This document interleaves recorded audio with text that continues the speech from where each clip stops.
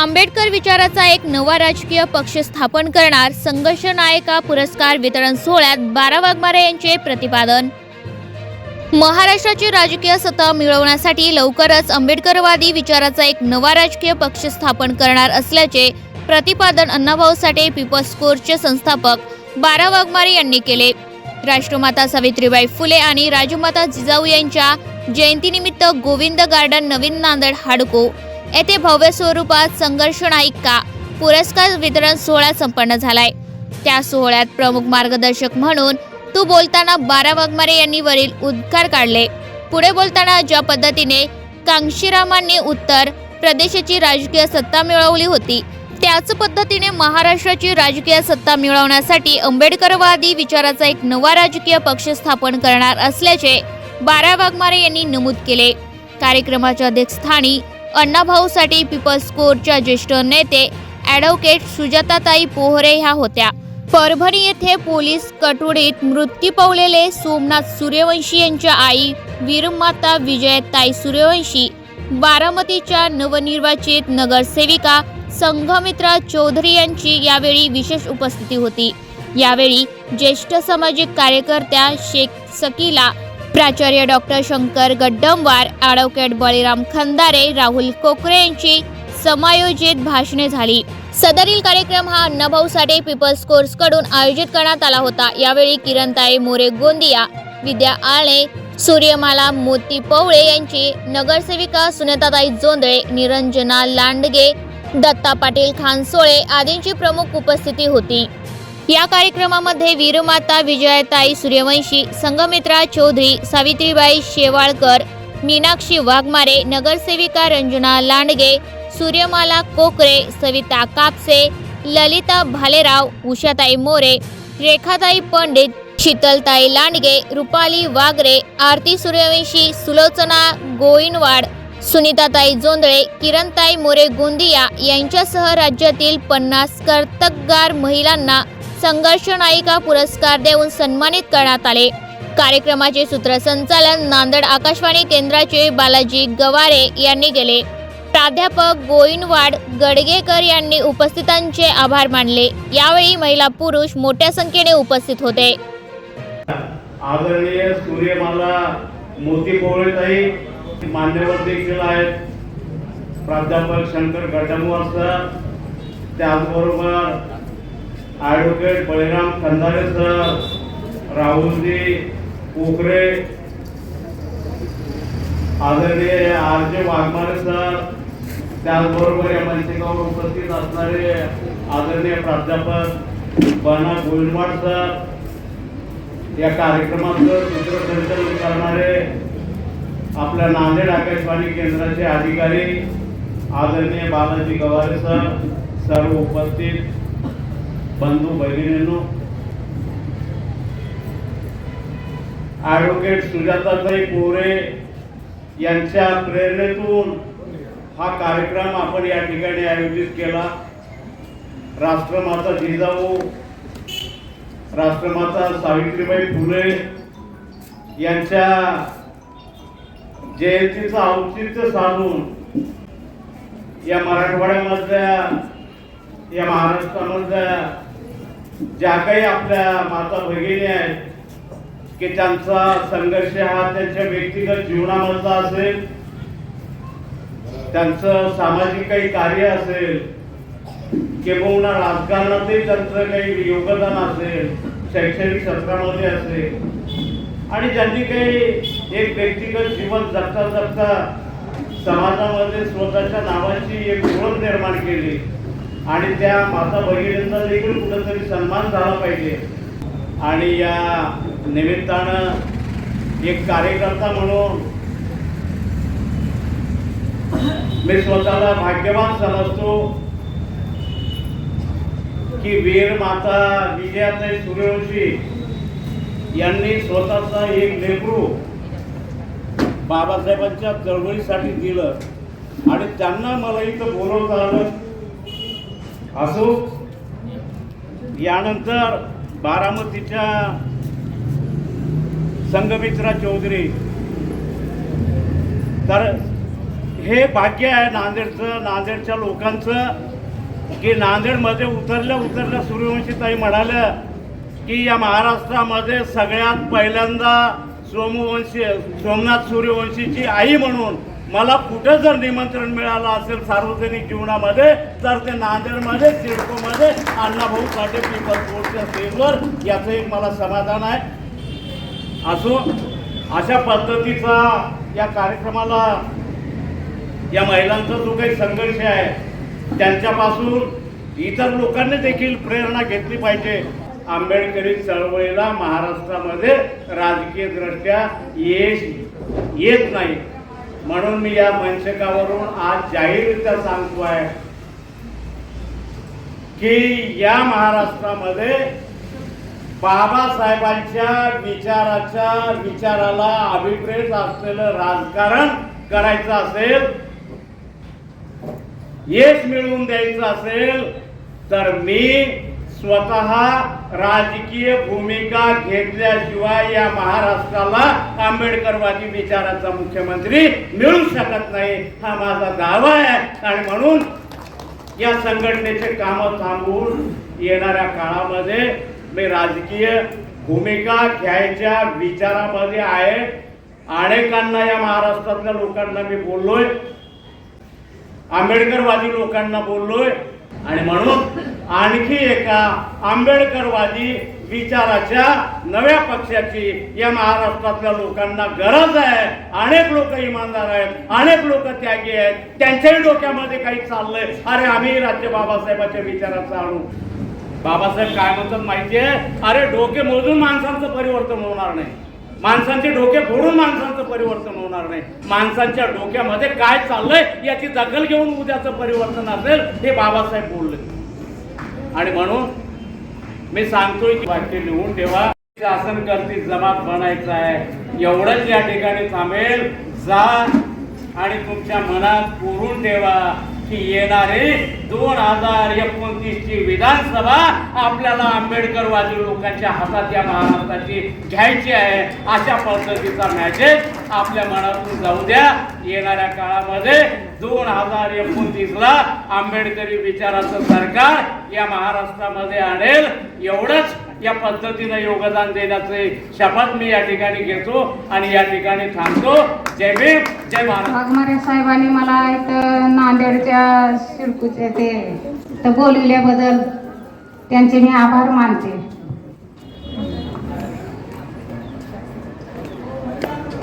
तेवढ्या लांबून लातूरच्या पलीकडून निलंगा तालुका, आमचं गाव छोटंसं आहे रामलिंग मुदगड, तिथवर आम्हाला निमंत्रण आले. तिथून आम्हाला ह्यांनी बोलण्याची संधी दिली, ह्यांनी बोलून घेतले, आमचा सत्कार केले साहेबांनी.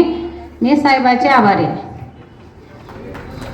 आणि माझ्या सोमनाथाला, माझा सोमनाथ वकिली करत होता, 3 वर्षापासून परभणीत होता.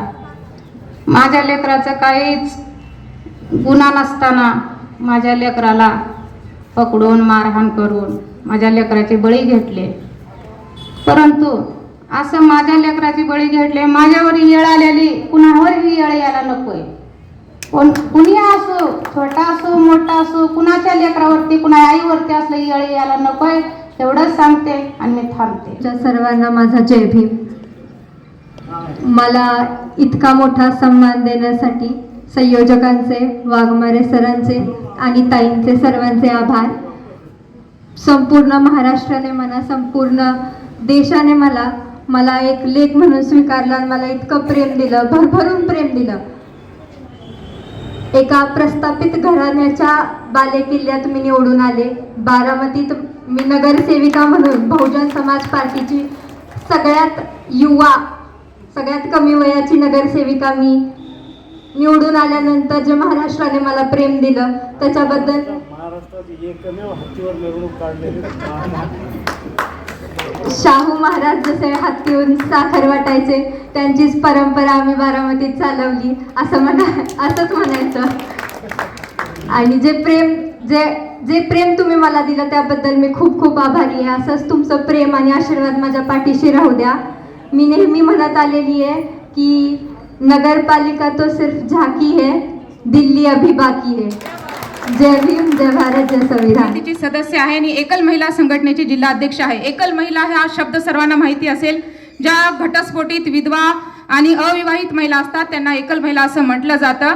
सामाजिक क्षेत्रामध्ये जेव्हा तळागाळापर्यंत काम करत असते त्यावेळेस मला अनेक एकल महिलांशी संपर्क येतो.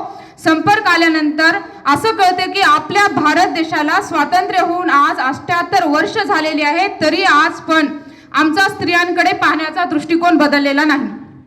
आपण जेव्हा एकल महिला म्हणतो की आता आपण महिला सर्व पुरुषाच्या खांद्याला खांदा लावून कार्य करत आहोत, विविध क्षेत्रात महिला अग्रेसर आहेत, पण वास्तविक स्थिती जर आपण पाहिली ती थोडीफार तफावत जाणवत आहे.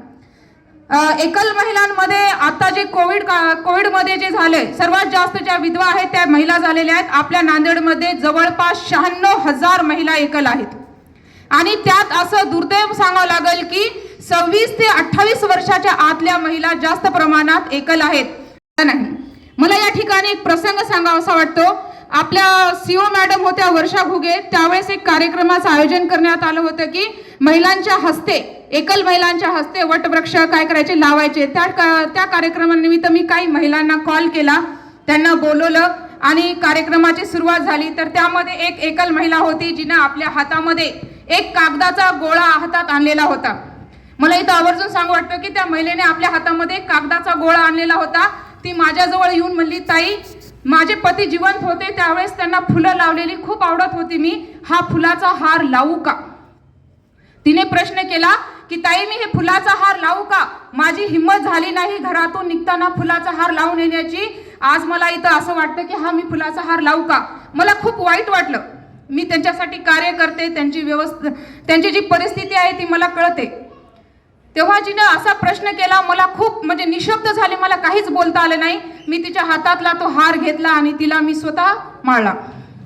मला फार दुःख वाटलं की आपण एक महिला असून एका महिलेला आपण समजू शकत नाही, ही दुर्दैवाची बाब आहे.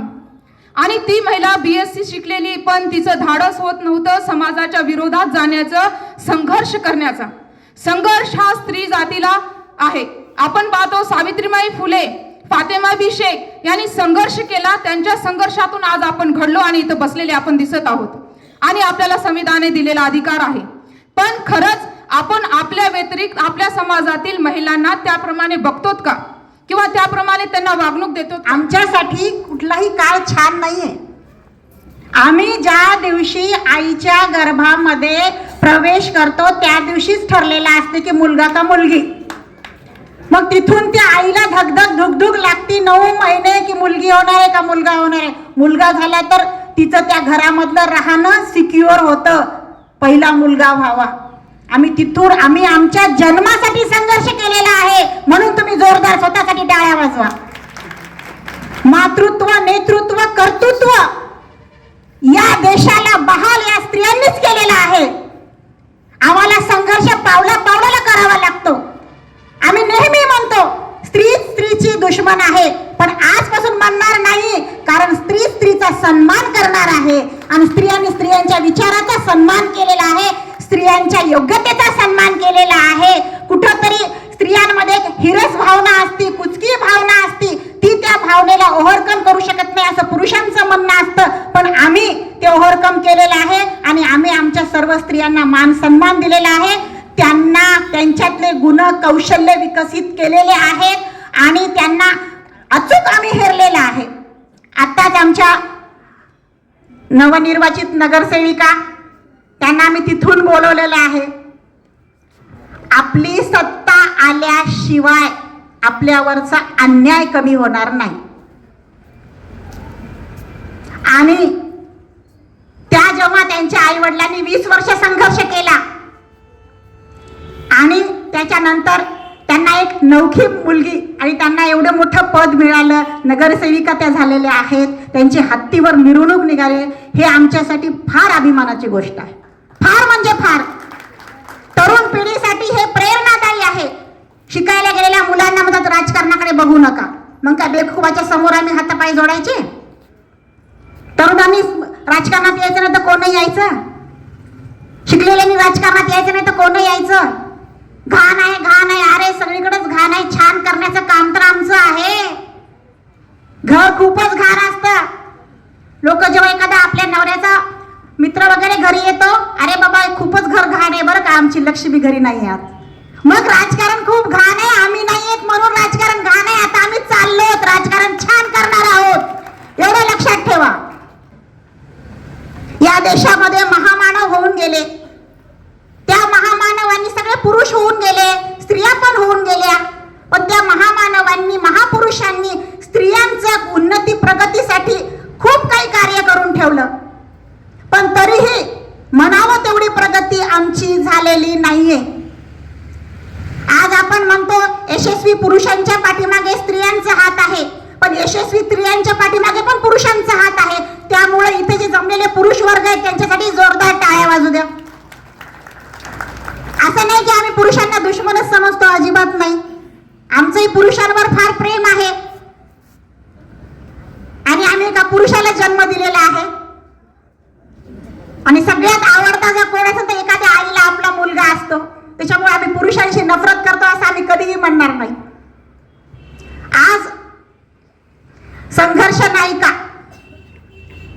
तर आपल्याला जो संघर्ष आहे तो पावला पावलावर करावा लागतो. पण संघर्ष कमी केव्हा होईल, जेव्हा एका स्त्रीनं दुसऱ्या स्त्रीला समजून घेतलं तर संघर्ष कमी होईल. त्यामुळं प्रत्येक स्त्रीमध्ये नायिका लपलेली आहे, खलनायिका नाही, हे आधी स्वतःला सांगून घ्या. आज आपण सगळ्याजणी खूप सुंदर दिसत आहात. आज इथं रेखा देवकर मॅडम ज्या आहेत की त्या 200 मुलांना त्या अनाथांच्या आई झालेल्या आहेत. आई होणंच फार या देशामध्ये महत्वाचं नाही, बायोलॉजिकल मदर नैसर्गिक आई होणं महत्वाचं नाहीये, पण तिनं कर्तृत्वानं नेतृत्वानं आई होणं हे महत्वाचं आहे. वांज पण काय फक्त मूल जन्माला घातलं तरच होतं पिकतं असं नाहीये. मूल जन्माला न घालताही आयुष्यभर माता राहता येते, कारण प्रत्येक स्त्रीमध्ये मातृ हृदय आहे, असतंच. पण आपण म्हणतो आपला बाब्या दुसऱ्याचा कार्ट्या, म्हणून विलन निर्माण करू नका. दुसऱ्याचाही छानच आहे, बाब्याच आहे, आपलाही बाब्याच आहे. संविधानामुळे आज आम्ही इथं सर्व स्त्रिया ज्या आहेत ते सन्मानाने जगत आहोत, सन्मानाने स्वतःचं अस्तित्व आम्ही निर्माण केलेलं आहे. आमच्या कलागुणांना आम्ही वाव दिलेला आहे, आम्ही स्वतःला ओळखलेलं आहे. आपण ज्या दिवशी स्वतःला ओळखू त्या दिवशीच आपण काहीतरी बनू. माझं काहीतरी राहिलंय, मी आयुष्यामध्ये आले पण मला काहीतरी जगायचं राहिलंय आणि ते मला जगायचंय. तुम्ही कुठल्याही वयामध्ये कुठलीही सुरुवात करू शकता. आपल्या इथं बसलेल्या ज्या महिला आहेत त्या उगाच नाही बसलेल्या आहेत. वयाच्या 13व्या वर्षी आळणे मॅडमचं लग्न झालं, आज त्या किती उच्च पदावर आहे. ह्या मॅडम आपल्या अशा इतक्या ह्या स्टेजवर बसलेल्या ज्या मॅडम आहेत, आता बुरख्यामध्ये वगैरे असणारे ह्या ज्या आमच्या शकिला मॅडम आहेत, त्यांचा काही त्या बाहेर निघतात, त्या काही याचा निघतात. त्यांना काही कमी त्रास असतो का? बाहेरच्यांचा त्रास, समाजाचा त्रास, जातीचा त्रास, अशा ह्या सगळ्या त्रास आहे. त्रास नाही आहे असं काहीच नाही, पण फक्त एवढंच आहे की आम्ही त्याच्यातून मार्ग काढतो म्हणून आम्ही आज इथं स्टेजवर आहोत. जर आम्हाला कोणी विचारलं की सुखाचे डेफिनेशन काय आहे, 24 तास ते सिरियल बघणं आणि घरामध्ये झोपा काढणं म्हणजे सुख नव्हे. सुखाचे डेफिनेशन आहे आम्हाला आय लव्ह चॅलेंजेस. येऊ द्या किती येतात, पार करून जाऊ, खड्ड्यामध्ये पडू, परत हे करू. आम्ही लहानपणी एक कविता म्हणले, 100 बार चीटी गिरती है फिर भी वो उठती है. चीटा गिरता है कधी होती का कविता? चीटीच होते ना, हा म्हणजे स्त्रीलिंगीवरच आहे ना कविता. मग आम्हाला पाडणारे किती आहेत? खूप आहेत. परिवार आहे, बाहेरचे आहेत, घरचे आहेत, सगळेच आहे, पण आम्ही पडणाऱ्या नाही. आणि आता याच्या पुढं तर आम्ही कशातच कमी नाही आणि कशातच आम्ही पडणार नाही, कारण याच्या आधी आम्हाला शिक्षण नव्हतं, पण आता आम्हाला शिक्षण आहे. त्यामुळे आम्हाला आमच्या जागा कुठं आहेत, आम्हाला आमची कुठली जागा घ्यायची आहे आणि आम्हाला काय करायचं आहे. आता आम्ही जेव्हा इथं संघमित्रा मॅडमला बोलवलेलं आहे तर त्याचं काय कारण असावं असं तुम्हाला वाटतं? संघमित्रा मॅडमला आपण इथं बोलवण्याचं हे कारण आहे की ज्या संविधानानुसार संविधानिक पदावर संसदेमध्ये जोपर्यंत आपले माणसं जाणार नाही तोपर्यंत सामाजिक विकास हा होणार नाही. आणि याची सुरुवात जर एवढ्या कोवळ्या 21व्या वर्षापासून केलेली आहे तर हे खऱ्या अर्थानं बाबासाहेबांची सच्ची मुलगी आहे. जोरदार टाळ्या वाजवा. जातीयता जातीयता म्हणून आपण फार ओरडतो, पण या आमच्या माता, वीर माता, स्वतःचा पोटचा गोळा त्यांनी या संविधानासाठी बलिदान केलेला आहे. जात नव्हती तिथं, तिथं होता विचार. संविधान हा विचार आहे, संविधान हा श्वास आहे, संविधान ही जात नाहीये. आणि त्यांच्या त्या मुलांचा आज या व्यवस्थेनं बळी घेतलेला आहे. दुसरा सोमनाथ सूर्यवंशी गेला नाही पाहिजे, यासाठी आम्हाला संघमित्रा पाहिजेत. आता फक्त नगरसेवक झालेले आहेत असं नाही, पुढे त्यांच्यावर जबाबदारी आहे. पूर्ण आमच्या महिलांची जबाबदारी आहे. त्यांच्यामुळे प्रत्येकाने राजकारण खराब आहे, महिलांसाठी नाही आहे हे असं कधीच म्हणायचं नाही. आपण तिथं गेलो ते स्वच्छ होणारच आहे आणि आपण त्याच्यामध्ये स्वच्छता करणारच आहोत. स्वच्छता मोहीम आपल्याशिवाय दुसरं कोणीही करू शकत नाही, हे आधी तुम्ही सगळेजण लक्षात घ्या. कार्यक्रमाला वेळ झाला.